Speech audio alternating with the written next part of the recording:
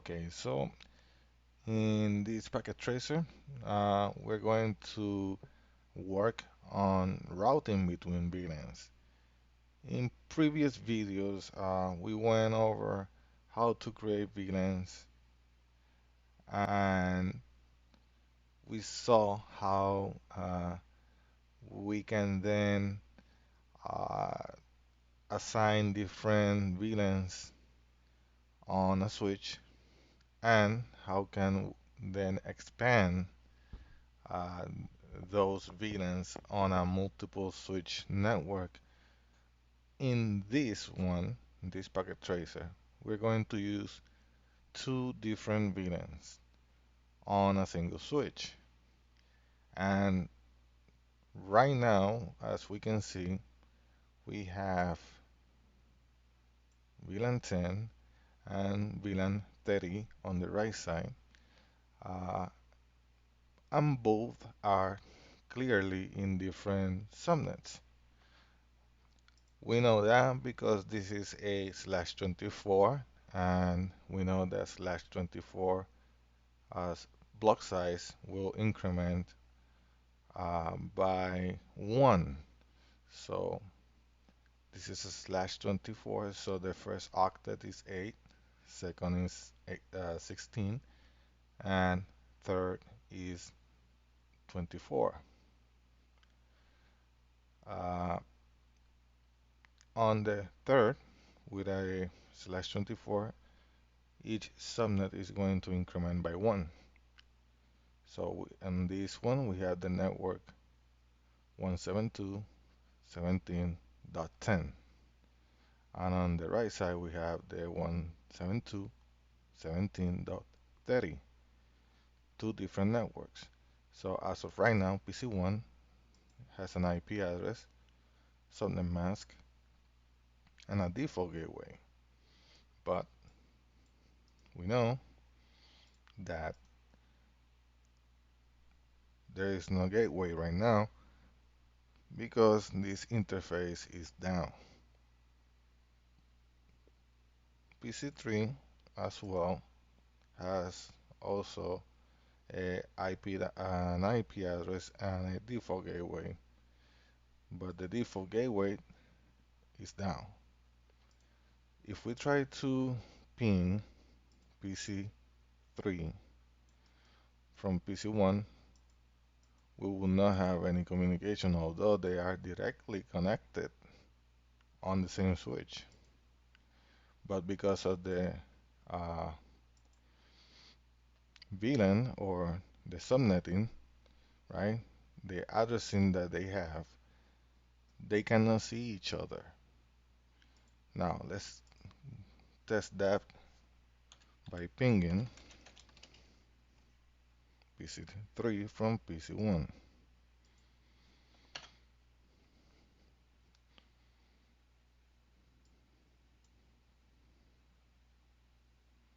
So you can see that request is timeout and it will keep timing out.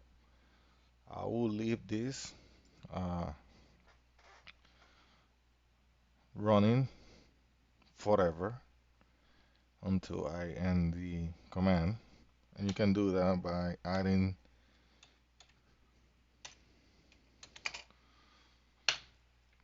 this this attach or this command here, -t, which indicates no timing. It will be pinging forever basically. Okay, so until it comes back, we will see that pinging failing over and over and over. I'm gonna put this right here and I'm gonna start working on the switch. Okay, so right now, the first thing that we need to do according to this is that we need to then add the VLANs. We have two VLANs, VLAN 10 and VLAN 30. Then we had to assign the port to those VLANs. Okay, so we had to create VLAN 10, VLAN 30, and then assign the VLANs to their corresponding ports. And then we're gonna try connectivity. All right, fantastic. So let me bring PC1 here one more time, and let's start with the VLAN configuration. So on switch one, let's first show the VLANs. Okay, as you can see, there are no VLANs except the default VLAN, VLAN 1. So VLAN name is VLAN 1, and all the ports belong to VLAN 1. So let's fix that, or let's change that by creating the VLANs and assigning the ports.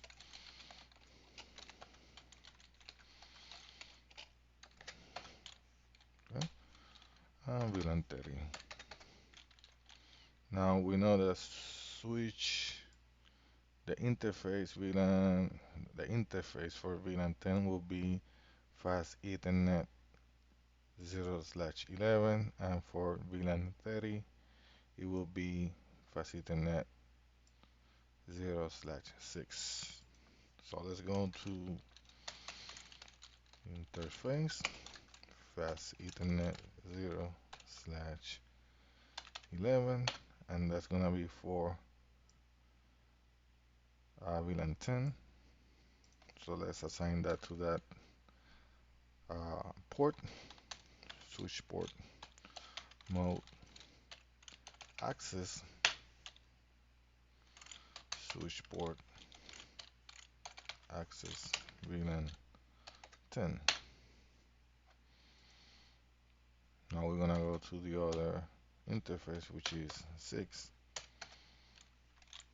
switch port mode access, switch port access VLAN 30. Okay, so right now we have our VLANs created and assigned to their corresponding ports. The ports have also been manually configured to be access ports. So there will be a no negotiation. No negotiate, right? So switch port, no negotiate. That will always remain a access port. Okay, so now let's go to interface gigabit 0/1, which is the port that is connecting to the router. Now we need to make a trunk on that one so we can then pass traffic between these two VLANs. We know that VLAN traffic can only be passed through trunks. So, because trunks, what trunks do is to tag a VLAN traffic. Alright, so interface gigabit 0/1, switch port mode trunk, switch port trunk access, or allow rather, VLAN 1, 10, and 30. Okay, switch port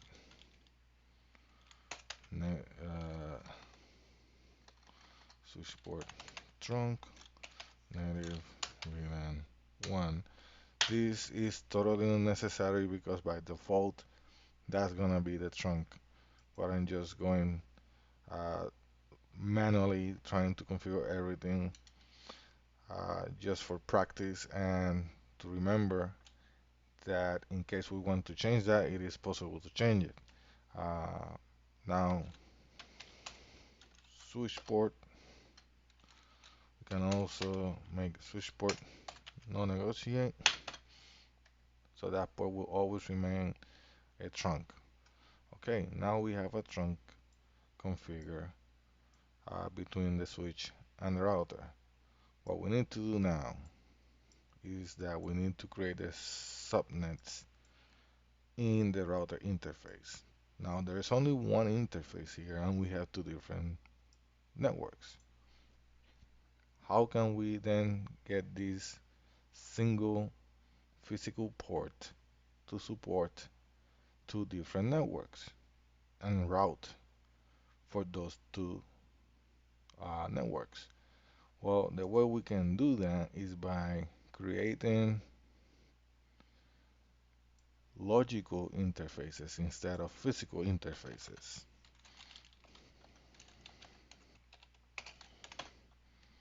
The way we do that is that we are going to the interface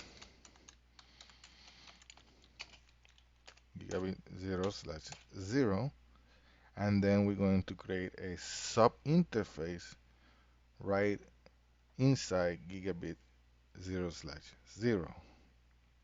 The way we do that is by adding a dot and then the number of the VLAN that we want to uh, default for that interface. So we're going to apply VLAN 10 to that uh, logical interface. So what is going to happen is that VLAN 10 is going to use this logical interface as its default gateway. Now we need to apply an IP address to that. But before we do that, we need to make the router to encapsulate traffic on the DOT1Q protocol. And we're going to specify the VLAN that will be passing traffic through that particular logical interface. Now that we have that in place, we can apply the IP address, which is 172 for the gigabit. For VLAN 10 is going to be 172.17.10.1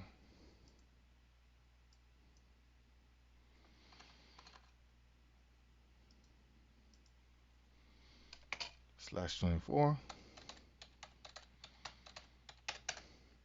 Okay, no shutdown. Very well. Now we need to repeat the same process for VLAN 30. So create a sub interface for VLAN 30, enable the encapsulation process for VLAN 30, then apply the IP address, which is the same, but it's going to be, instead of 10, 30. All right. Now that we had that in place,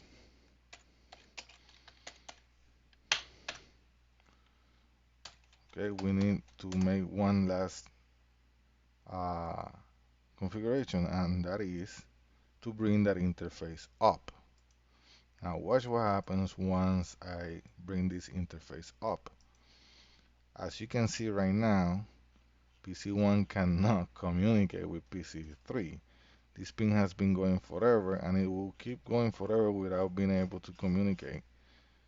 What we're going to do is that now we're going to activate that trunk link, which has been configured. Router 1 has been configured already with the routing for both VLANs. And look at what happens when we go to the interface. Now we're going to the real interface, to the physical interface, and we're going to activate it. Not shut down. And watch what happens now. Okay, the interface came up. And let's watch this side right here on the pin.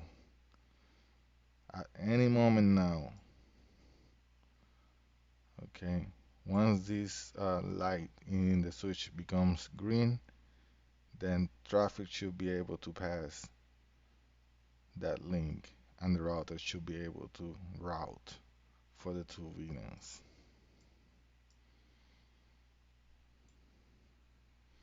Okay, the light became green. Now there will be some ARP and some catching in the switch, and now we have communication passing through that trunk, and the router is routing for the two VLANs. Now PC1 can communicate with PC3, although they are in different VLANs because of the router on a stick configuration. They can now talk to each other. So that's how you can route between VLANs. Now, however, this is a very old way to route in between VLANs, still relevant in many networks. It's called router on a stick. But nowadays, what you would like to see is a switch capable of handling layer 2 and layer 3 and implementing routing uh, the, almost the same way. Which we're going to do that on a different video. But for now, this is the basic uh, way to perform routing between VLANs with one single switch and one layer 3 router. On the next video, we're going to bump this up a little bit. We're going to add another switch, and we're going to then increase therefore the trunking links, and also we're going to apply a management uh, VLAN and IP configurations. So until then, thank you for watching. I hope that this will be helpful.